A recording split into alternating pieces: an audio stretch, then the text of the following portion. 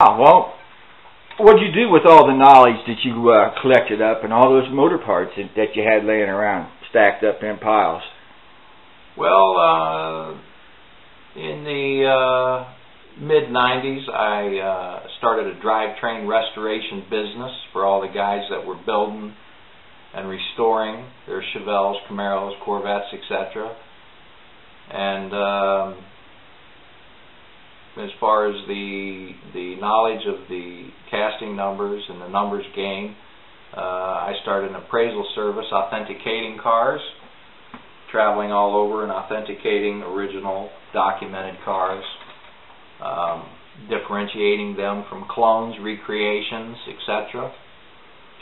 So the drivetrain components that I collected have been used for years now to help individuals restore their vehicles, and the knowledge of studying all the casting numbers and part numbers have paid off with utilizing that information when appraising and authenticating vehicles. Well, just to be clear, I know the difference, and you know the difference, but somewhere somebody may not know the difference. What is the difference between an authentic restoration and a clone? Well, a clone, recreation, tribute, all of those words are used in describing something that's recreated, would be taking, say, a 67 Corvette body that was originally a small block car and building it into a 435 horse 427 car. Using the big block components in a small block car to give it the appearance that it was an original big block car. The difference between that and an original numbers matching car would be, of course, if the Corvette would have been a 427, 435 horse car from the factory. Okay. And evidently there's a difference in value between those two. Very much so.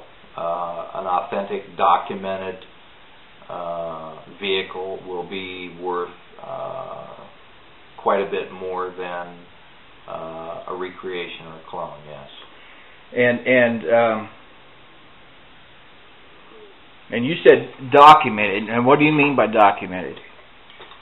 Well, when you document a vehicle, there are many things that you have to take into consideration. Are the components the original components that came with the vehicle from the factory?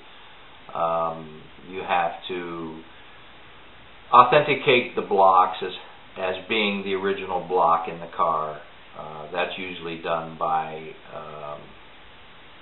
most often by authenticating the original broach marks on the block. However, there are blocks that were made that were never stamped from the factory, so if someone would get a block that was never stamped, an unstamped virgin block, they could stamp the 435 horse code on the block and it would be very hard to tell if that was the original block or not. However, most often blocks are machined, decked, and that leaves a swirl mark on the block, which then has to be altered and rebroached to stamp the block. Most often that can be verified by someone who knows that process, and there are tools available today to help in determining whether the block has been restamped or not. So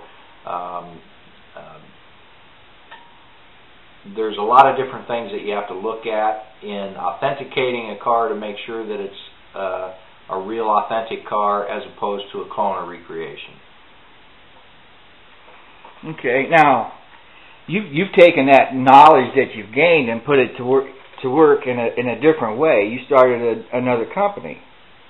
Yes, I started ACMCAO, which stands for American Classic Muscle Car Appraisers of Ohio. And what I do is I authenticate, appraise many different types of vehicles, mostly vintage and classic muscle cars. And the knowledge that I retain from studying all the casting numbers and part numbers for all those years helps me tremendously in authenticating and appraising those vehicles. And we're going to be doing some videos in the near future about that subject. We're going to be putting them over there on that website, I understand, right? Yes, we are. Okay, well that's pretty interesting. I can't think of anything else to talk to you about. That pretty much sums up how you guys started. I mean, where you're at now is so far away from where you started that that's going to take a whole bunch more videos. Yes, I think we'll be doing this quite a bit. Yeah, okay. Well, until the next time then. We'll see you. Thank you.